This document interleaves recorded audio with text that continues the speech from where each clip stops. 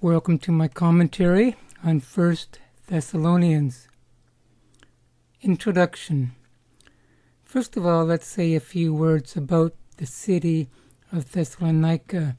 It is the capital, or I should say was the capital of Macedonia. Macedonia is in present-day Greece.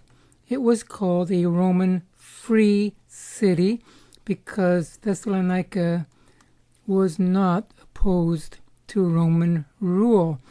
You have to realize back in first century Roman Empire that parts of the empire were more favorable to Rome and parts weren't.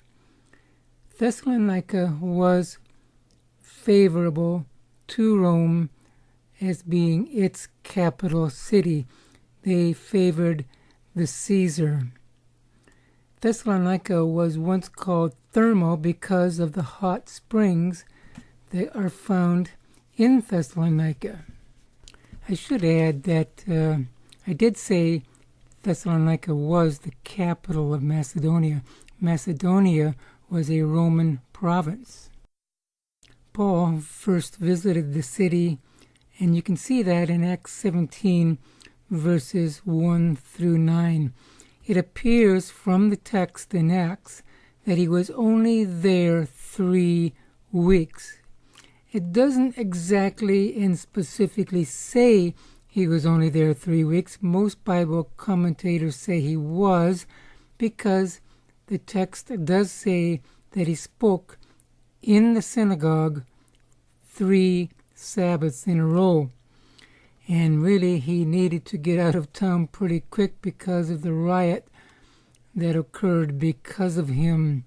He was really concerned about the new believers in Thessalonica, and he did not want to stay around and cause trouble for them.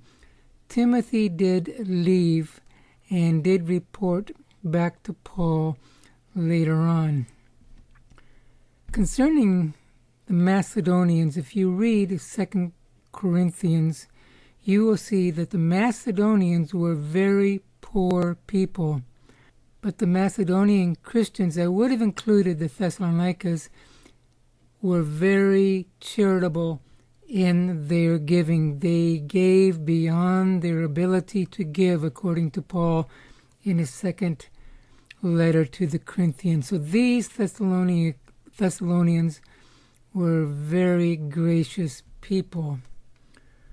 The book of Galatians and this letter to the Thessalonians, the first letter, according to many commentators, was probably the first 2 epistles that Paul wrote in and about 50 to 53 AD. Shortly after he visited the city, which again we see in Acts 17. One thing we want to note here is that both 1st and 2nd Thessalonians, one of the main themes is the end times. And we will see that Paul spoke much to these Thessalonians in the 3 short weeks that he was with them about end-time prophecy. And we'll note that because of what he says later on. But it is something to note that even though Paul spent just 3 weeks with these new believers, he really zeroed in on biblical prophecy, as we would call it. So that tells us that prophecy is important. It was important enough to Paul for Paul to teach these brand new Christians about the return of the Lord.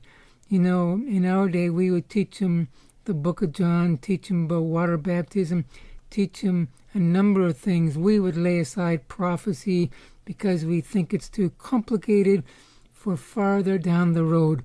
Not Paul. Right in the very beginning stages, Paul taught prophecy to these people. that ends this short introduction.